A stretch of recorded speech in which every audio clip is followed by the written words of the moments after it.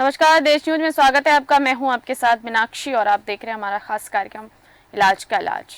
मध्य प्रदेश के जबलपुर जिले में संस्कारधानी हॉस्पिटल कटंगी रोड करमेता कई सालों से विवादों में घेरे में है और आज जो खबर आ रही है वो यह है कि संस्कारधानी हॉस्पिटल आज बिना लाइसेंस के जबलपुर में संचालित हो रहा है। अब यहाँ पर सवाल यह उठता है कि आखिर ये कौन सी अनुमति है जिसके आधार पर खुलेआम जबलपुर में संस्कारधानी हॉस्पिटल संचालित कर लोगों का इलाज कर रहा है। आपकी जानकारी के लिए हम आपको बता दें कि संस्कारधानी हॉस्पिटल का लाइसेंस मान्यता पंजीयन 31/12/2023 तक की तिथि के लिए वैध व मान्य था और जो लाइसेंस प्राप्त किया गया था उसमें भी आरोप है कि संस्कारधानी अस्पताल कटंगी रोड करमेता मुख्य चिकित्सा एवं स्वास्थ्य अधिकारी कार्यालय जबलपुर में कूट रचित दस्तावेजों को प्रस्तुत कर अस्पताल का पंजीयन 11 दिसंबर 2020 को प्राप्त कर लिया गया। जानकारी के मुताबिक आपको ये भी बता दें, Sanskardhani hospital private limited Katangi road Karmeta Jabalpur के डॉक्टर विवेक गोलचा और डॉक्टर रोहित गोहिल साथ ही डॉक्टर बसंत चतुर्वेदी तीनों संचालक हैं, जिन्होंने हॉस्पिटल का लाइसेंस प्राप्त करने के लिए कई तरीके के फर्जीवाड़े और धोखाधड़ी की। दरअसल जांच में पता चला कि इस संस्कारधानी अस्पताल के पास नर्सिंग होम एक्ट के तहत अस्पताल को संचालित करने के लिए नियमानुसार व्यवस्था नहीं थी। इस अस्पताल के संचालक और पूर्व मुख्य चिकित्सा एवं स्वास्थ्य अधिकारी डॉक्टर रत्नेश कुरारिया की मिलीभगत से नियमों की अनदेखी करके निजी हितों के चलते सेटिंग करके लाइसेंस जारी कर दिए गए थे, जिसमें तत्कालीन सीएमएचओ डॉक्टर रत्नेश कुरारिया की गंभीर लापरवाही सामने आई है। ये खुलासा स्वास्थ्य विभाग की जांच की रिपोर्ट में हुआ है। सूत्रों के मुताबिक आपको ये भी बता दें कि रिपोर्ट में पाया गया कि डॉक्टर कुरारिया ने हॉस्पिटल के रजिस्ट्रेशन से लेकर सुविधाओं तक में धांधली की। उन्होंने बिना इंस्पेक्शन किए हॉस्पिटल को नर्सिंग होम एक्ट में रजिस्टर कर दिया और अब जब मामला खुला और न्यायालय और मीडिया के सामने आया तो इस संस्कारधानी अस्पताल द्वारा किए गए भ्रष्टाचार की पोल खुल गई। गौरतलब है कि मध्य प्रदेश के जबलपुर में एक निजी अस्पताल में हुई अगिन घटना के बाद पूरे मध्य प्रदेश के निजी अस्पताल में भर्ती मरीजों की सुरक्षा के लिए जांच के आदेश सरकार द्वारा दिए गए थे। इसके बाद पूरे मध्य प्रदेश सहित जबलपुर के कुछ अस्पताल बंद हो गए और कुछ अस्पतालों के लाइसेंस निरस्त कर दिए गए। बंद करने के आदेश जारी किए गए थे। उन्हीं में से एक अस्पताल जबलपुर में जिसका नाम तो संस्कारधानी है, लेकिन उसी संस्कारधानी अस्पताल में लगातार संस्कारों की धज्जियां खुलेआम उड़ाई जा रही हैं और अभी भी इस अस्पताल में मनमानी का सिलसिला जारी है। और क्यों हो रही है इस अस्पताल में मनमानी, जानने के लिए देखिए मध्य प्रदेश के जबलपुर से आई हमारी एक खास रिपोर्ट। देखिए, विभिन्न प्रकार की शिकायतों के बाद और बहुत ज्यादा सूक्ष्म परीक्षण के बाद फिर मुख्य चिकित्सा एवं स्वास्थ्य अधिकारी जबलपुर के कार्यालय द्वारा एक आदेश दिया गया था, जिसमें उक्त अस्पताल के संस्कारधानी अस्पताल के संचालन को और उनके रजिस्ट्रेशन को निरस्त कर दिया गया था और ये आदेशित किया गया था कि अस्पताल के संचालन की अनुमति नहीं दी जा सकती। उसके पश्चात अस्पताल ने हायर लेवल पे अर्थात संचालक अस्पताल प्रशासन स्तर पे भोपाल में इन्होंने अपनी अपील की थी। अपील में सुनवाई हुई, जिसमें हम लोग स्वयं उपस्थित हुए, शिकायतकर्ता उपस्थित हुए, अस्पताल के संचालक उपस्थित हुए। 2 बार इसकी पेशी हुई। उसके बाद एक आदेश पारित हुआ भोपाल संचालक स्वास्थ्य विभाग द्वारा कि जो मुख्य चिकित्सा एवं स्वास्थ्य अधिकारी जबलपुर का आदेश है वो आदेश को निरस्त किया जाता है। संस्कारधानी हॉस्पिटल विगत उसकी शिकायतें तो बहुत लंबी, हमने उसको 6 महीने के लगभग हो गया। मैंने कॉन्फ्रेंस भी करी, मैंने शिकायतें कलेक्टर महोदय जी को, एसपी महोदय जी को, उसके उपरांत हमने सीएमएचओ साहब को दिया कि जो भवन निर्माण है वो फर्जी तरीके से निर्माण है। 2015 का नक्शा पास किया गया, उसके बाद कैसे निगम ने उसको अनुमति दे दी और वहां पर अनियमितताएं इतनी है कि एक पार्किंग के एक गेट हैगा और बहुत सी अनियमितताएं पाई गई हैं और बीच में फर्जी तरीके से जो हमारे सीएमएचओ साहब है, मुझे ऐसा लगता है कि स्वास्थ्य विभाग की मिली भगत से अस्पताल संचालित किया जा रहा है। इसकी शिकायत अभी हमने फिर पुनः टीआई साहब और कलेक्टर साहब को दी है। टीआई साहब को संज्ञान में मानवता टीआई को भी दिया है और कलेक्टर साहब एसपी महोदय को दिया है। आपकी जानकारी के लिए ये भी बता दें, ये जबलपुर का बहुचर्चित अस्पताल है जहां पर ये इतनी बड़ी लापरवाही और धोखाधड़ी सामने आई है। फर्जी तरीके से कहीं ना कहीं इस हॉस्पिटल में काम किया जा रहा है। आपको बता दें, इस पूरे मामले पर चर्चा करने के लिए हमारे साथ मेहमान जुड़ चुके हैं। आपका परिचय उनसे करवा देती हूँ। डिवीजन हेड जबलपुर से हमारे साथ जुड़ चुके हैं विनय जी, बहुत बहुत स्वागत है आपका देश न्यूज में। साथ ही हमारे साथ शिकायतकर्ता भी जुड़े हुए हैं, शैलेंद्र बारी, और साथ ही प्रशांत वैश्य जी हमारे साथ जुड़ चुके हैं, शिकायतकर्ता, और कांग्रेस प्रवक्ता भी हमारे साथ जुड़े हुए हैं, राजा पांडे जी। बहुत बहुत स्वागत है आपका देश न्यूज में। सबसे पहले विनय जी, मैं आपके पास आना चाहूंगी, आपसे पूछना चाहूंगी कि ये पूरा मामला क्या है। ये मामला जबलपुर के संस्कार धानी हॉस्पिटल जो करमेता में स्थित है, इनके द्वारा विवेक गोलचा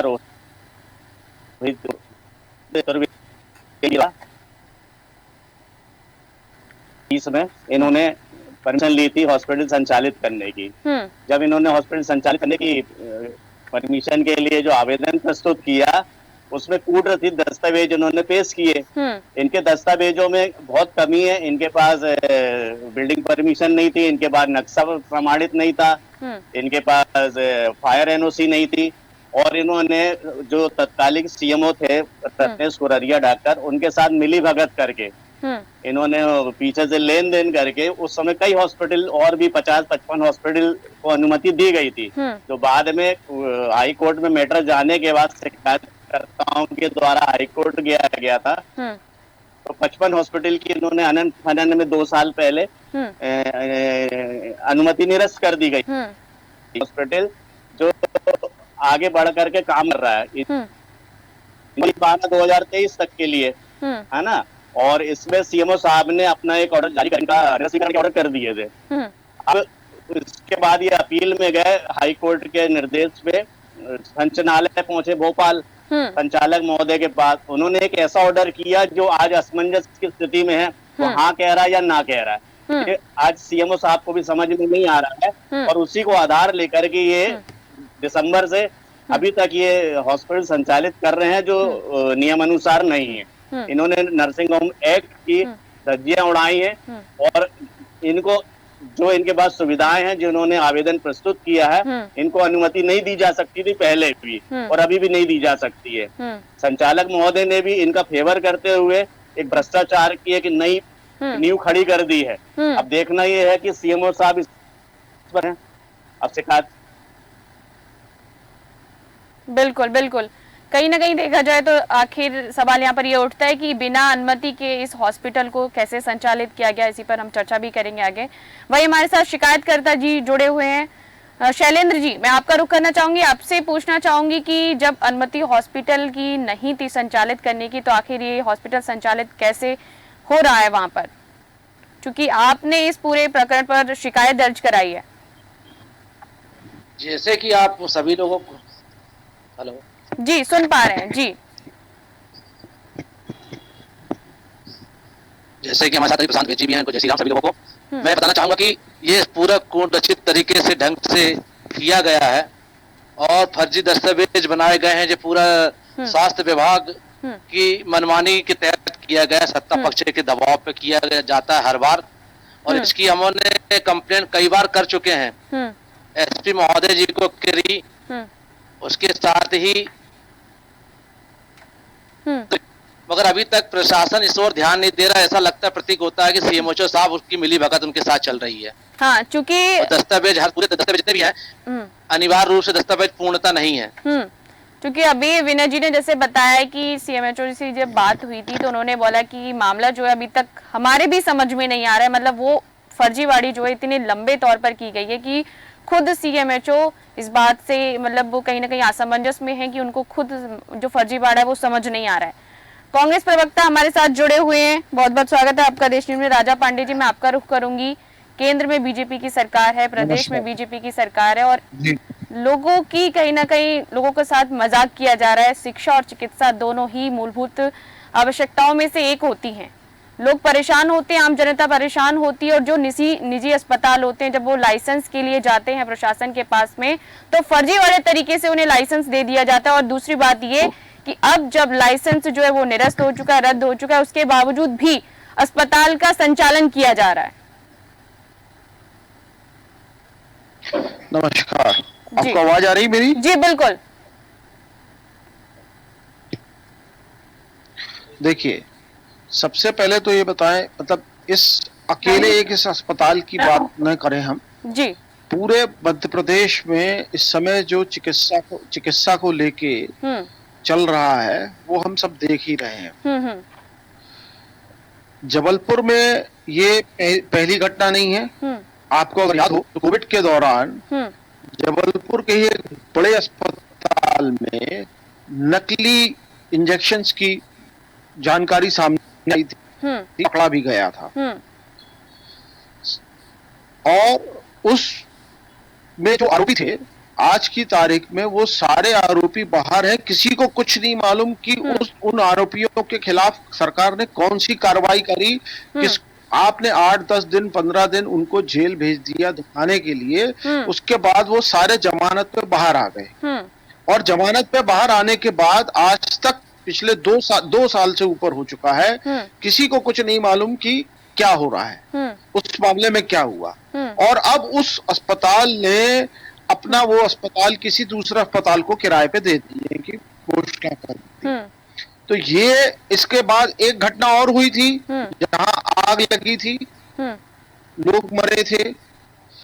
तो ये जो फर्जीवाड़ा है, ये जो डबल इंजन की सरकार बता रहे हैं अपने आप को, तो ये डबल इंजन की सरकार में इस तरीके की फर्जीवाड़ा की घटनाएं बहुत सारी हैं।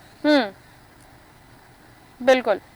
इसमें बहुत जगह इस तरह की घटनाएं मिल जाएंगी। सवाल ये जी कोरेरिया जी ने जो किया था, जो फर्जीवाड़ा करके इस अस्पताल को अनुमति दी थी, उनके खिलाफ क्या जांच हो रही है? उनके खिलाफ भी जांच होना चाहिए। उनके खिलाफ भी जांच नहीं हो रही है। और वर्तमान जो संचालक महोदय हैं, उनको प्रशासन की मदद से पहली फुर्सत में जाके उस अस्पताल में ताला लगा देना चाहिए। बिल्कुल। लेकिन यहाँ पर और ये क्यों नहीं कर पाए? क्योंकि कहीं ना कहीं प्रशासन का ऊपर से राजा पांडे जी, प्रशासन की तरफ से ये सवाल आता है दबाव है उनके ऊपर। जी राजा पांडे जी, मैं यहाँ पर आपसे ये पूछना चाहूंगी कि जैसे कि विनय जी ने हमें बताया कि जो सीएमएचओ हैं, उन्होंने ये जानकारी दी कि अभी हम खुद असमंजस में हैं कि फर्जीवाड़ा क्या है और पूरा मामला क्या है। मतलब एक बिना अनुमति के हॉस्पिटल का संचालन किया जा रहा है, कहीं ना कहीं लोगों के साथ खिलवाड़ हो रहा है, गलत तरीके से उनका इलाज होगा, फिर लोग परेशान होंगे और मौत भी हो जाएगी, तो फिर उसके लिए जिम्मेदार कौन होगा? प्रशासन खुद ये कह रहा है कि हम खुद असमंजस में हैं। नहीं, प्रशासन क्यों असमंजस में है? प्रशासन अगर ये मान रहा है कि ये प्रशासन अगर ये मान रहा है कि फर्जीवाड़ा हुआ है, उसको दिख रहा है कि फर्जीवाड़ा है, तो पहली फुर्सत में जाके उस अस्पताल में ताला डाले। इसमें असमंजस की क्या सवाल है? जी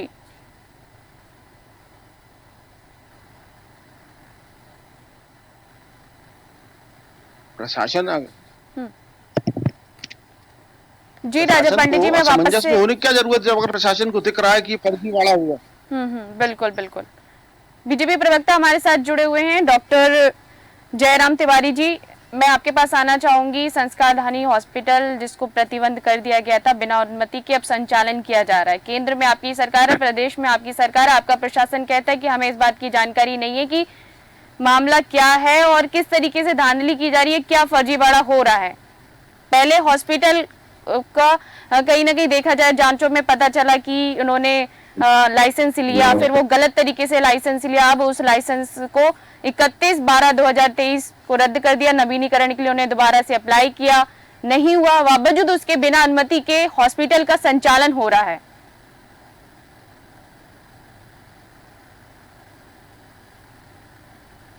मेरी आवाज आ रही है आपको? जी बिल्कुल।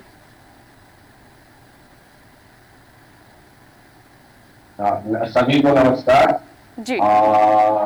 ये जिस तरह का मामला जो भी प्रकाश में लाया गया है, और चूंकि प्रशासन पर शिकायत शिकवा सब कुछ होता है, और आपने बताया जो लोग असमंजस में है लोग, तो मुझे लगता है कि इस पर जांच कमेटी बनाकर उसकी जांच कराकर जो भी दोषी हो उस पर कार्रवाई करें। लाइसेंस तो उन पर जो भी कॉस्ट लगती है वो करना चाहिए। एक दूसरा,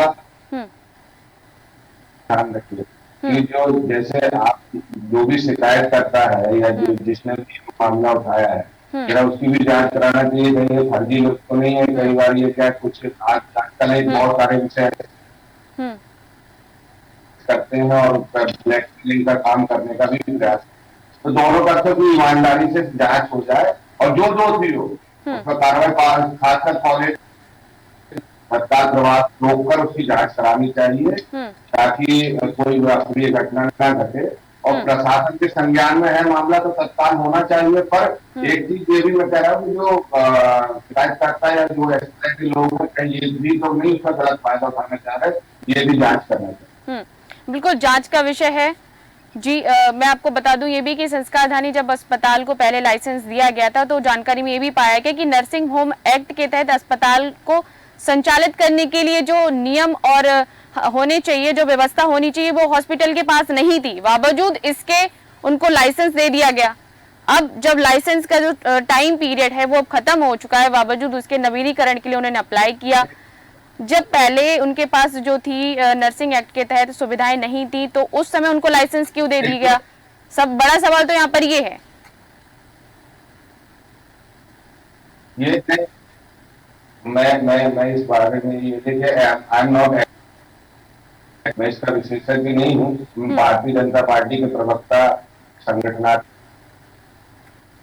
ये प्रशासन का काम है उनमें शिकायत की करना चाहिए और उनसे पूछना चाहिए कि आपने इस तरह के फर्जी लाइसेंस को क्यों अवैध किया। अब हमारे बीजेपी के प्रवक्ता महोदय कह रहे हैं कि हम जांच करेंगे। भाई साहब आप एक बात बताइए, राजा पांडे जी, मैं आपके पास लौटूंगी। राजा पांडे जी, मैं आपके पास लौटूंगी। अभी हम बीजेपी प्रवक्ता की बात ले लेते हैं, वो क्या कहना चाह रहे हैं जी। जयराम तिवारी जी बोलिए। हाँ, मैंने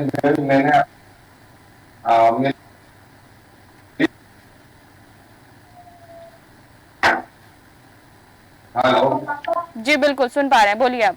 शायद आप, मेरी आवाज आ रही है आप लोगों को? जी जी। मैंने कहा देखिए, क्योंकि मामला प्रशासनिक है ना, तो हमारा काम है कि हम इस मामले को जिम्मेदार लोगों से बातचीत कर बताएं कि भाई ठीक तरह से जांच। तो इसलिए चूंकि ये हॉस्पिटल के से जो सक्षम अधिकारी उन तक ये बात पहुंच गई, एक बार हम लोग भी अप्रोच करेंगे कि यह जांच अच्छे से ईमानदारी से निष्पक्ष हो जाए और दोषियों पर कार्रवाई हो, और जो हॉस्पिटल है या शिकायतकर्ता जो भी है कुल मिलाकर के जांच होनी चाहिए, मामला बदल जाए। और इस नाते हम इस बात को उचित स्थान पर रखें। ठीक है, राजा पांडे जी आप कुछ कह रहे थे?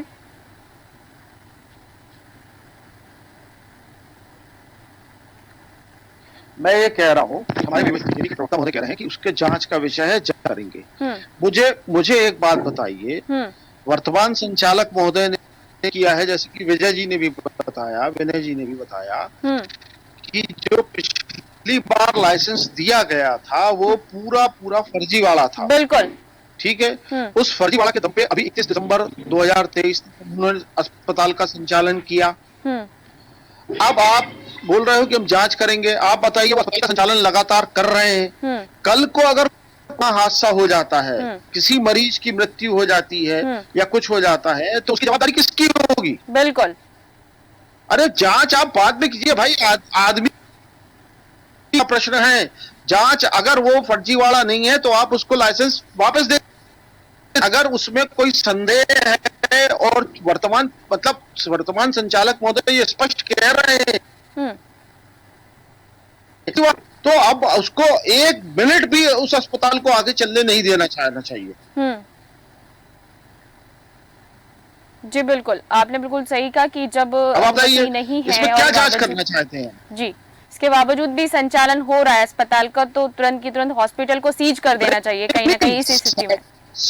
भाई सवाल ये अकेला अनुमति की अकेला नहीं है। वर्तमान संचालक महोदय स्पष्ट तौर पर कह रहे हैं कि जो लाइसेंस पिछली बार दिया गया उसमें बहुत सारा फर्जी वाला था।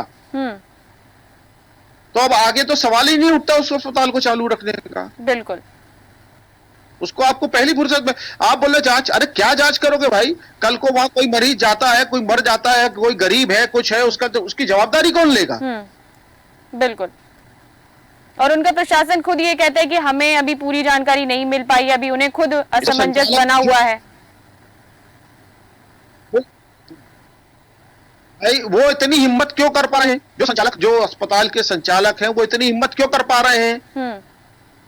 कहीं ना कहीं प्रशासन का या जो सरकार है, जो सरकार में बैठे लोग हैं, उनको वर्दत प्राप्त है, तब तो वो। जी बिल्कुल। आखिरी प्रतिक्रिया में हमारे साथ जुड़े हुए हैं प्रशांत वैश्य जी, आपसे मैं लेना चाहूंगी, आपसे पूछना चाहूंगी, आप भी इस पूरे प्रकरण में शिकायत करता है, तो आपने किस तरीके की इस अस्पताल में लापरवाहियां देखी और अब बिना अनुमति के हॉस्पिटल जो है वो संचालन किया जा रहा है? प्रशांत वैश्य जी। सबसे पहले तो मैं आपको बताना चाहूंगा जी, आवाज आ रही है आपको मेरी? जी बिल्कुल। हेलो जी जी बिल्कुल सुन पा रहे हैं जी। सबसे पहले तो मैं आपको बताना चाहूंगा, संस्कारधारी हॉस्पिटल में आपको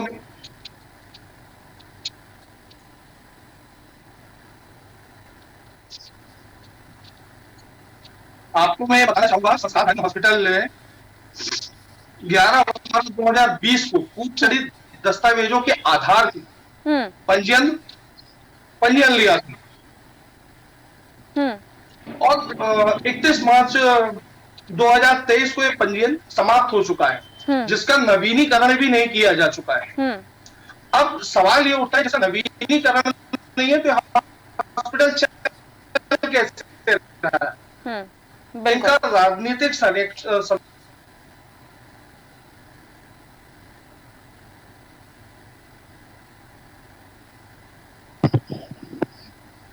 जी बिल्कुल, वापस से जुड़ने की कोशिश करेंगे प्रशांत जी आपसे। विनय जी, मैं आपका रुख करूंगी, अब आपसे पूछना चाहूंगी कि और जैसे कि आपने बताया कि प्रशासन की तरफ से ये कहा गया कि हमारे पास अभी पूर्ण जानकारी नहीं है, तो क्या हो सकता है कि वो उनके पास जानकारी है, उसके बावजूद वो पीछे हट रहे हैं जानकारी देने में और पत्रकारों को बताने में कि कहीं ना कहीं उनकी भी मिलीभगत हो, जिसकी वजह से? जानकारी सभी को है और ये प्रशासन है, इसके पास जानकारी होती है, इनके पास सारे दस्तावेज होते हैं, बिल्कुल प्रस्तुत किए गए हैं, उनकी जांच की जाना चाहिए। और क्या होता है कि सीएमएचओ होते हुए जिला जबलपुर को देखते हैं, इसके ऊपर संचालक महोदय भोपाल जो मध्य प्रदेश को देखते हैं, ऊपर से लोग की बड़ा दबाव होता है संचालक का, इसलिए लोग इस फाइल को देखना नहीं चाहते हैं। बिल्कुल, क्योंकि सीएमएचओ साहब ने तो आदेश कर दिया कि आपका अस्पताल अपने संचालित नहीं होना चाहिए, बंद कर दिया जाए, परंतु उस आदेश की अपील पर ये लोग सिर्फ आवेदन दे आए ऊपर जाके कि हम अपील पे चले गए। उसके बाद ऑर्डर हो गया, ऑर्डर जो हुआ है, उन्होंने सीएमओ साहब का जो आदेश था कि निरस्तीकरण का, उसको रोका है। तो वो इनको हॉस्पिटल की चलाने की अनुमति दिसंबर तक थी, 30 दिसंबर तक। अब जनवरी में इनका रिन्यूअल हुआ ही नहीं जी। और जो संचालक महोदय का आदेश वो भी नहीं कह रहा कि आप नियमित इसको हॉस्पिटल को संचालित कर सकते हैं। ये असमंजस की स्थिति यहाँ है कि आदेश को समझे क्या। उन्होंने पुराना आदेश निरस्त किया है जो अनुमति देता था 31 दिसंबर 2023 तक के लिए, तो वो अवधि तो खत्म हो गई। अब 1 जनवरी से लेकर आज तक बिना अनुमति के हॉस्पिटल संचालित हो रहा है। बिल्कुल संचालित हो रहा है तो जिला सीएमओ को नहीं दिखाई दे रहा क्या? और डबल इसमें ये बात है कि जो सीएमओ साहब है वो भी जॉइंट डायरेक्टर के प्रभार में भी वही है, दोनों प्रभार एक साथ उनके पास, मतलब डबल पावर है उनके पास। चाहे तो वो 2 मिनट में जा करके हॉस्पिटल को सीज कर सकते हैं, कार्रवाई कर सकते हैं। वो अपना कोई तो दस्तावेज दिखाएं कि किस आधार पे हॉस्पिटल संचालित कर रहे हैं। ये बड़ा गंभीर मामला है, बड़ा जो आरोप लगाए गए हैं बड़े गंभीर हैं। बिल्कुल। और अगर संचालक महोदय ये चाहते हैं, उनकी मंशा ये है कि हॉस्पिटल में लोगों की आवश्यकता है कि हॉस्पिटल होना चाहिए, तो जो 55 हॉस्पिटल पहले निरस्त किए गए उनको भी अनुमति दे दी जाए इसी तरीके से। बिल्कुल बिल्कुल। नियम कानून की कोई बात ही नहीं है, फिर नियम कानून किस काम के लिए है? जब नियम कानून आपको दिया गया है, प्रबंधन आपको दिया गया है, तो समय से कार्यवाही करना चाहिए। जब निरस्तीकरण है ही, नवीनीकरण नहीं है, तो आज जाके उठिए और जाइए और उसको सील करिए लॉ एंड ऑर्डर के साथ मिल करके। क्या लगता है कि हॉस्पिटल के संचालक को राजनेता का संरक्षण प्राप्त है, जिसके चलते वो कहीं ना कहीं बच रहा है? बिल्कुल, कहीं ना कहीं संरक्षक बिना कार्रवाई नहीं कर सकते। जी, मैं अपने दर्शकों को बताना चाहूंगी, संजय मिश्रा जी हमारे साथ जुड़ चुके हैं, मुख्य चिकित्सा एवं स्वास्थ्य अधिकारी। वाला है रीजनल डायरेक्टर। हेलो जी, बहुत बहुत स्वागत है आपका देश न्यूज में। संजय मिश्रा जी, मैं आपसे पूछना चाहूंगी, जब हॉस्पिटल को, संस्कारधानी हॉस्पिटल को अनुमति नहीं थी, उसके बावजूद भी संचालित किया जा रहा है, अब कल को कोई अनहोनी हो जाती है, इसके लिए फिर जिम्मेदार कौन होगा? देखिए, गलत तथ्यों पर पहले उस हॉस्पिटल को जी मुख्य चिकित्सा एवं स्वास्थ्य अधिकारी स्तर से मैंने इस अस्पताल का संचालन अपने आदेश से बंद कर दिया था। हाँ। जो मेरे स्तर का काम था तो वो मैंने बंद कर दिया था। इसके बाद अस्पताल संचालकों ने अपील की थी हमारे संचालक कार्यालय भोपाल में। तो जब संचालक कार्यालय भोपाल में अपील हुई, हम लोग भी सुनवाई में गए। 3 पक्ष थे उसमें, एक हमारा पक्ष था, एक अस्पताल का पक्ष था और एक शिकायतकर्ता का पक्ष था।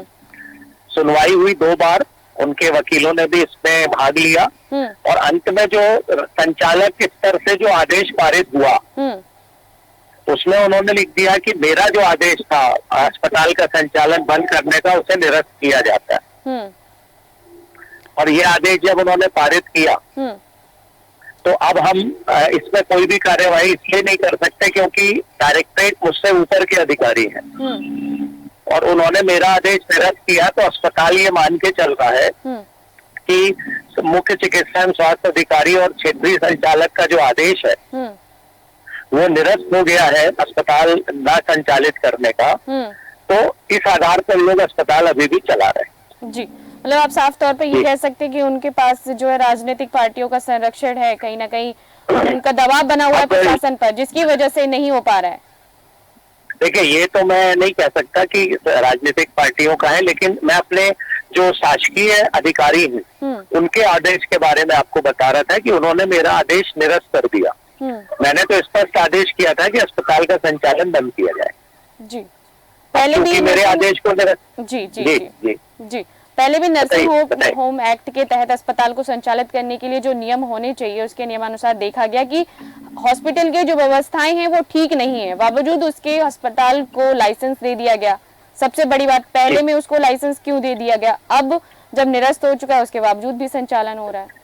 जी, मैं ये सिर्फ निवेदन करना चाह रहा था आपसे कि मैं करीब 1.25 साल से इस पद पे कार्यरत हूँ और इस अस्पताल का जो पंजीकरण हुआ था वो 3 साल पहले हुआ था। 3 साल में नवीनीकरण होता है, तो 3 साल पहले इनका पंजीकरण हुआ था। अब उस समय जो पंजीकरण किया उस बारे में तो मैं नहीं कुछ कमेंट कर सकता, लेकिन जब अभी ये इसकी शिकायत हुई हाईकोर्ट में 3-4 बल्कि मेरे ख्याल से 5-6 केस इसमें लगाए गए, उसकी केसेस के कारण मैं कोई कार्यवाही नहीं कर पा रहा था।